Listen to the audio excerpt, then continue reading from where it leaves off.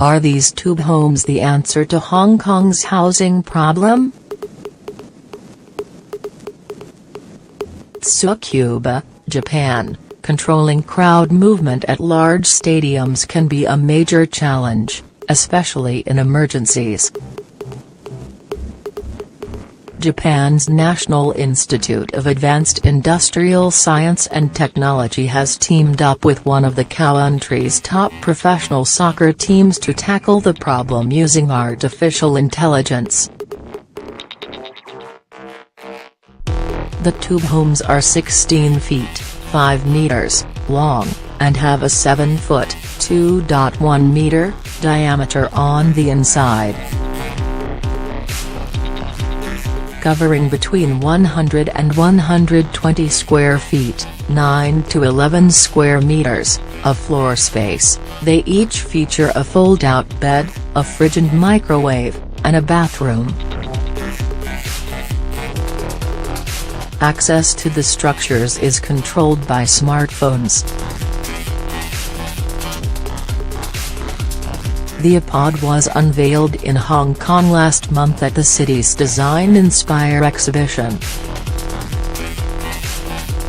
I came up with the idea behind the iPod when I was on a construction site, says James Law, chairman and CEO of the firm.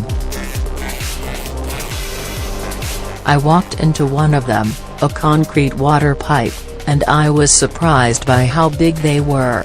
Law decided to create starter homes inside these structures. I thought, wouldn't it be a really great idea to utilize these leftover concrete water tubes to create vast, micro-architecture, that could be at very low cost, and also quite interesting for young people in Hong Kong? It took the firm 1 month to develop the idea. We need to live small in the city, because we can't afford the space. However, it doesn't mean that we have to live in a squalid, or inhuman environment like subdivided flats or cage homes. Low-cost housing law says the challenges presented by Hong Kong's unaffordable housing market was one of the factors that drove him to design the iPod. In Hong Kong, the average property price per square foot costs $1,592, as of December 2017. With space at a premium, nano flats are not uncommon in the city. In 2017, newly built apartments of 180 square feet, 17 square meters, went on sale for between $203,400 and $211,100. Then there are Hong Kong's notorious cage homes, a small apartment sectioned into multiple tiny dwellings made of wooden planks and wire mesh.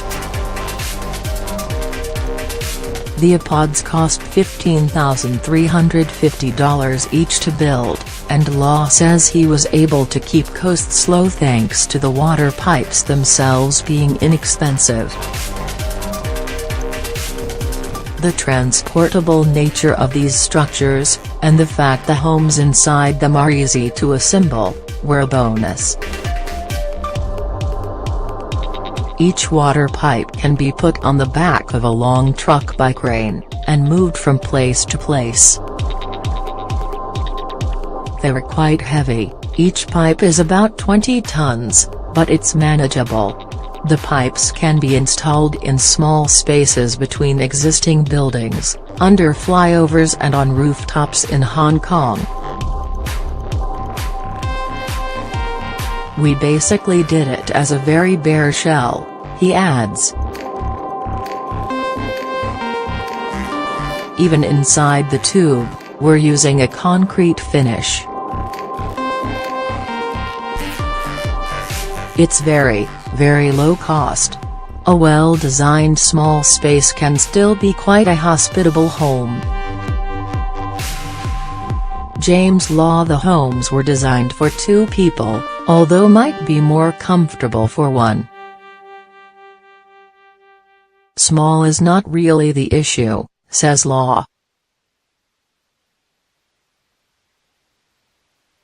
A well-designed small space can still be quite a hospitable, very warm, very cozy home. Each pod would be rented out at a cost of $383 per month, primarily to the city's youth, as a temporarily housing solution. Younger people need some kind of period in their lives in the city where they'll be able to afford to live, while building up their resources, he explains. They can rent it for 6 months, 1 year. And during that time they can build up their resources and get educated, and get training.